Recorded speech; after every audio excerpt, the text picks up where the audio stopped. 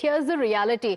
If war actually does break out, Pakistan may not even have the capacity to fight it. They're facing a critical shortage of artillery ammunition, so severe that reports suggest that their stockpile would last just about 96 hours. They had supplied arms to Ukraine that has drained their own reserves.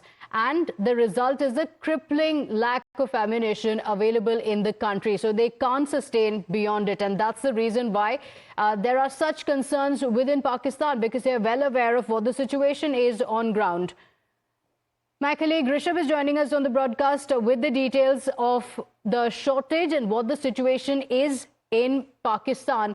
But before that, let's tell you that despite these realities, Pakistan's propaganda machinery continues to churn out misinformation with relentless zeal.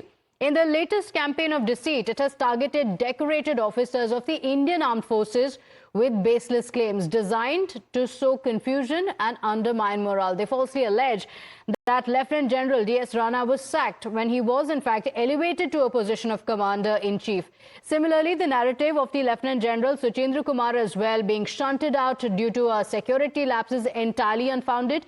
He had in fact honorably retired less than a week ago after 4 decades of service. They also asserted that the Vice Chief of Air Staff, SP Dharkar, was dismissed for refusing to fight, when the truth is that he completed his tenure and superannuated on the 30th of April. Even as their propaganda crumbles and their war chest scrapes the bottom, Pakistan in fact continues to engage in an open provocation. Undeterred by facts or fatigue, their leaders persist in saber-rattling. Case in point. So, Pradeep, look at the narrative that Pakistan is trying to build time and again. While it has gone knocking on the doors of the United States and every country really that it can find, the international media that Pakistan has approached, the narrative that Pakistan wants to create is that India is the aggressor, completely being silent on Pakistan's own role in terror. See, all these people are churning out lies. They are peddling lies and lying through their teeth. That's what actually they are doing. They are suffering from syndrome called darte hain, darate hain. That's what they are doing. But what's really more important is that it already explains the sorry state of affairs in Pakistan. The information minister should have been informing people what exactly is the situation on the ground. But he himself is indulging in misinformation campaign. He's the same person who just 2-3 days back, in the middle of the night, he gave a press conference because already India's assertion has given sleepless night to Pakistan. In the middle of the night, during press conference, he said that within 24 to 36 hours, they have got the credible inputs that India is going to attack Pakistan. But I think they have forgotten one thing. When India really carried out attack during Balakot, all of them were found napping. Nobody had an idea by the time Indian Air Force fighter jets were inside Pakistani territory, and they returned back bombing that Jaish-e-Mohammed headquarters.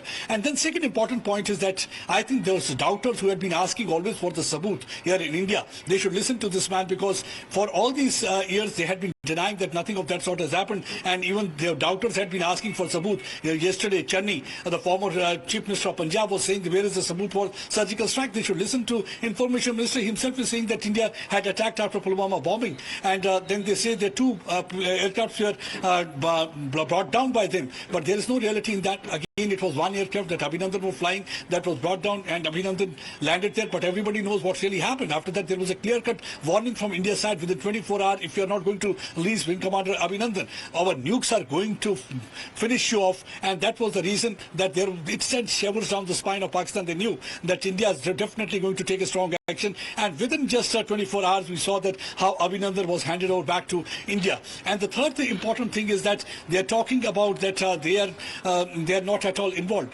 Everybody knows that on all terror-related activities, since early 90s, there has been Pakistan's hand, because they know they can fight a conventional war with India. That's one of the reasons they are resorting to this proxy tactics. They are only good at sending these terrorists like rats into this side of the border. See in Pahalgam what they did. After committing that heinous crime, they are again hiding like rats in the burrows. And right now our troops are looking for them. Anytime they will be caught, and then world will get to know who exactly is the perpetrator and where from these terrorists are coming. The India Previous terror attacks as well, Pradeep, it was the same playbook for Pakistan, saying Pakistan is being blamed without any reason, and India has provided several dossiers of evidence against the terror state.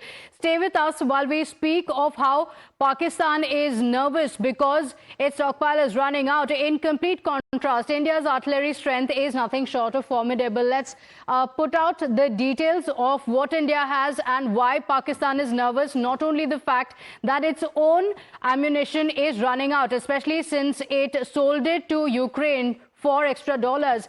The fact is that Pakistan has ammunition only to last about 96 hours, and contrast that with what the artillery might is of India. And there's a reason why Pakistan is getting more and more nervous. In fact,